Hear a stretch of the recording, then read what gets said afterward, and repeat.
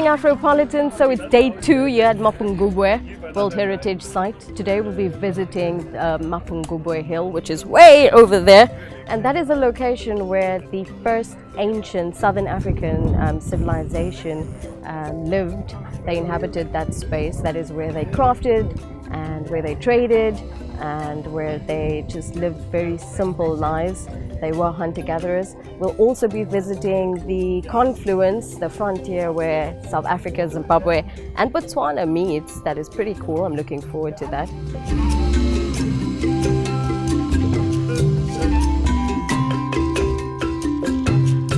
My name is Johannes Khomotso Palandro Masalisa.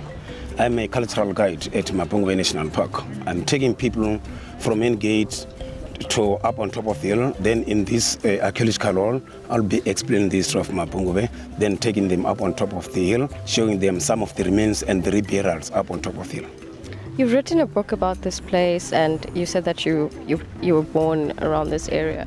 Tell me about your book and what you know about the historical significance of this place to Southern Africa. Okay, yes, I wrote a book about this place, and for me to write a book, the reason is to contain that history from elderly people, because the really little boy who showed Van Gans the hill backwards, it was my grandfather. So my grandfather used to explain a lot of things about this place. In fact, let me say oral history, then what kind of trees, bushes, plants that were used at medicine, the beliefs of those people, then traditional history of this place. Then I have to find it being very much more important for us to know this history and to collect it so that it can be known to even new generations.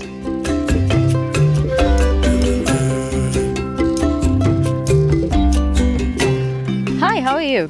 I'm fine, thanks. And how are you? Good, thank you. Tell me your name. I'm Tata Tsugudu. I am the operations manager for Wildcard at SanParks. Are you also, what is your title in the traditional space? I'm also a practicing traditional healer. I'm a Sangoma. Okay, tell me about the spiritual and cultural significance of this park and why it's important for the public to understand these things. All right, so I think let me just create context about cultural and spiritual tourism and what we're trying to achieve. One of our mandates as SanParks is to also promote cultural heritage. And what we've seen is that spiritual and cultural tourism is one of the fastest growing sectors in the tourism industry. And we look at our parks, they've got such immense spiritual and cultural gems that we need to be able to expose to the public. So Mapungubwe specifically, people relate it with the cultural element of it. Because of the ancient kingdom and the civilization, but there's a strong spiritual element to this park as well, because there's certain spots in the park where there were sacred things happening. The communities and the ancients used to do sacred rainmaking rituals, for example. So it has a very strong spiritual element as well. And a lot of people, when they come, they feel the energy here. You know, you just see it. You also feel it with the baobabs.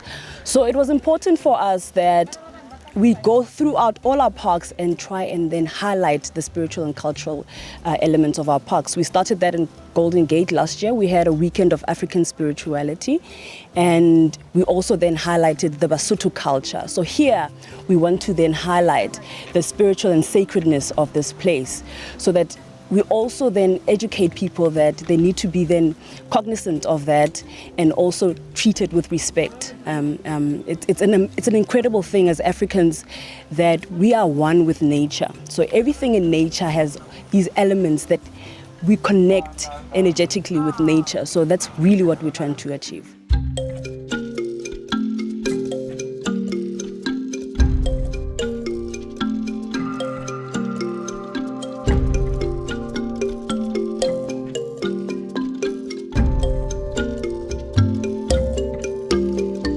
So today we summited Mapungubwe Hill, where the first Southern African ancient civilization existed and inhabited.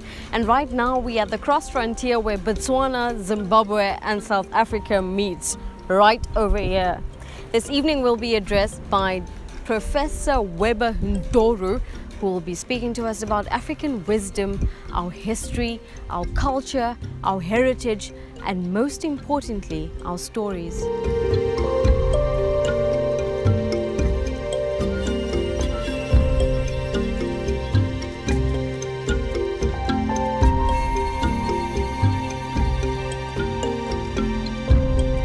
My discussion tonight would be more on how do we decolonize the Mapungubwe cultural landscape.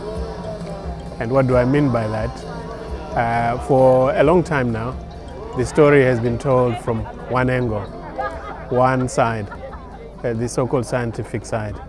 The archaeologists telling us what happened here. Almost making it scientific, but at the same time almost making it very clean and something which the other people cannot interfere. What I'm trying to say in my discussion is we need to decolonize in the sense that we need to bring in local community stories into it. They also need to hear their voice on this landscape. By doing that, it's not just that they will become part and parcel of this landscape, but even the scientific community benefits from what they're saying. There's no one story coming from Mapungubwe. I think there are many stories which should be coming from this place. So that would be the gist of my talk tonight. Basically that we need to broaden the scope of who is telling us the story.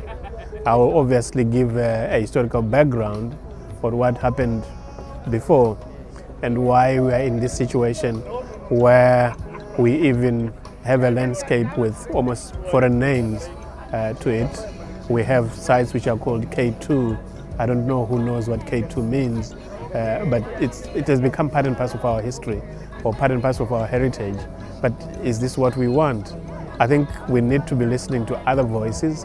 We need to be listening to those who claim to own Mapungubwe. Well, it depends on individual countries. There are some countries which are doing very well. Tanzania, for example, they have programs which try and capture the stories from the ordinary communities, from ordinary people, so that they can begin to have a much more comprehensive history of their country, heritage of their country. What I'm trying to say, or what people have been saying, is that there is no one story on the African continent. But for a long time, we have been trying to develop this single narrative, which almost everyone doesn't even identify with. But we need to hear our own voices and what we think about our heritage, what we think about our history. Tanzania has a project or program which they're doing. I'm sure in this country there are also other programs which might be going on which record the history of different individuals and communities. I think it's really important that we begin to listen to other voices.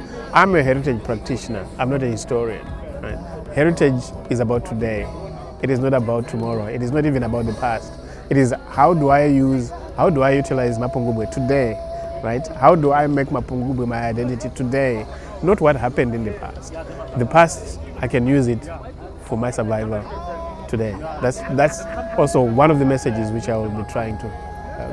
Well, Mapungubwe has a very important significance for the African continent. This is one of the early civilizations or early complex societies where we begin to have stratification, where we begin to have large communities living together.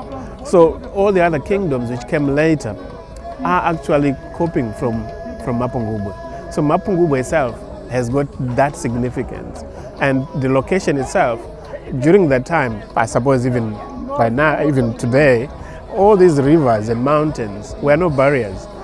People just moved across, right? And we had the lecture 2 days ago from somebody from Zimbabwe, how they have similar sites just across the border, just across the river. So Mapungubwe is very important because it is probably the beginning of what we might call state formation within the African continent.